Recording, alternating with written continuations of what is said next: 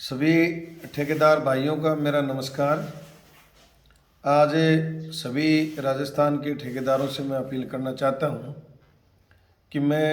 अभी विधानसभा का चुनाव लड़ रहा हूं। नॉमिनेशन की डेट भी आ गई है। लंबे समय से हमारा और आपका बड़ा जुड़ाव रहा। पूरे राजस्थान में हमने 2-3 साल बहुत बड़ा आंदोलन किया और उसमें पूरे प्रदेश के ठेकेदारों को काफ़ी लाभ भी मिला। और आगे भी जो संकट हमारे सामने है, चाहे वर्तमान ठेकेदार हैं, जो पहले के जो पीड़ित ठेकेदार हैं, उन सब के लिए हमारा अनवरत संघर्ष जारी है। आज मैं आपसे एक विनम्र अपील करना चाहता हूँ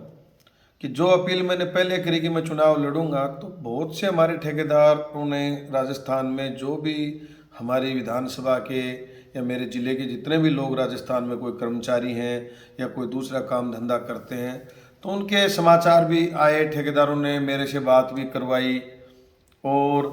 बहुत से सेल्समैन भी मेरी विधानसभा के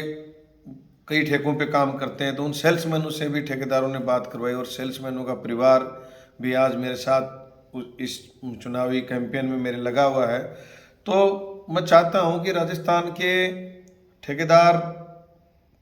जहाँ जहाँ बैठे हैं, वहाँ झुंझुनू जिले का हर तहसील में, हर उपखंड पर, हर पंचायत में कोई न कोई कर्मचारी वहाँ काम कर रहा है। तो ठेकेदार उसकी भी तलाश करें, उनसे भी जुड़ने का प्रयास करें, उन सब से बातचीत करके मेरे इस विधानसभा चुनाव में, क्योंकि मेरी बहुत अच्छी स्थिति है, अभी भी मैं इस इलाके से निर्दलीय जिला परिषद का चुनाव जीता हुआ हूँ और इस चुनाव में बहुत पब्लिक सपोर्ट मेरे को मिल रहा है, क्योंकि लंबे समय से मेरा यहाँ के लोगों के लिए, पब्लिक के लिए संघर्ष रहा है। तो आप सभी ठेकेदारों से मेरी अपील है कि आपके अगल बगल में, आप खुद भी खोज भी कर सकते हो भाई झुंझुनू का यहाँ कौन है, तो जो भी अगल बगल में आपके कोई भी कर्मचारी, कोई मजदूरी करने वाला आदमी, कोई काम धंधा करने वाला, कोई दुकानदार अगर आपके अगल बगल में है, तो आप सभी ठेकेदार उनसे चर्चा करके मेरे लिए एक तो वोट की अपील करें। दूसरा मेरा ये निवेदन है कि आप सबकी, आप देखते हो क्या स्थिति हमारी आज हो रखी है। एक भी जनप्रतिनिधि आज हमारे पक्ष में बोलने वाला, लड़ने वाला पूरे राजस्थान में नहीं है। तो एक आवाज़ भी अगर पूरे राजस्थान की तरफ से जाएगी, तो जो आने वाला जो संकट है, जो कमियां भी रह गई हैं, जिन चीज़ों के लिए हमारे सामने रोज़ रोज़ समस्याएं आ रही हैं और सरकार उसको ठीक से सुन नहीं पा रही, हमारी बात रखने वाला सही पटल पर कोई आदमी नहीं है, तो अगर एक आदमी को भी अगर सारे लोग आप ताकत लगाओगे, तो एक आदमी भी आपका वहाँ पहुँचता है, तो आपको सबको, सभी को बेनिफिट होगा, आपका खुद का ही उसमें लाभ है। दूसरा मेरा ये निवेदन ये है कि इसमें 1-2 ठेकेदार भाई ने मेरा आर्थिक सहयोग भी भेजा है।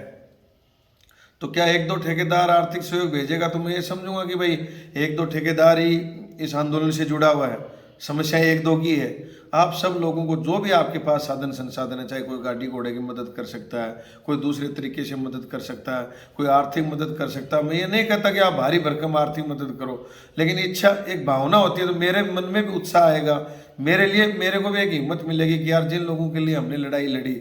जिस वर्ग के लिए हमने लड़ाई लड़ी, जो पीड़ित लोग थे जिनके लिए लड़ाई लड़ी, उसने चाहे थोड़ा थोड़ा ही आप भेजें, लेकिन सहयोग अगर किसी आदमी का आता है, तो मेरे मन में उत्साह होता है कि यार जिन लोगों के लिए अपने 2 साल खराब किए, 3 साल खराब किए, आज वो लोग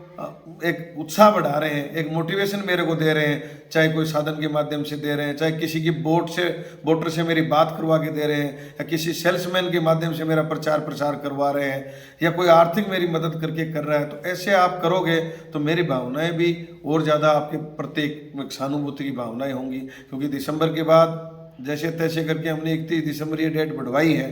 अभी इस महीने जो गारंटी पूर्ति की डेट थी वो भी हमने बढ़वाई, लेकिन आगे चल के अभी ये संकट खत्म नहीं हुआ, और संकट आएगा। तो आप लोगों को ये मेरी बात को ध्यान में रखते हुए जिस तरीके से भी आप मेरी मदद कर सकते हो, सब लोगों को थोड़ी थोड़ी मदद करनी चाहिए। मदद करोगे तो मेरा भी हौसला बढ़ेगा, अपना जुड़ाव भी बढ़ेगा, कनेक्टिविटी भी बढ़ेगी। कल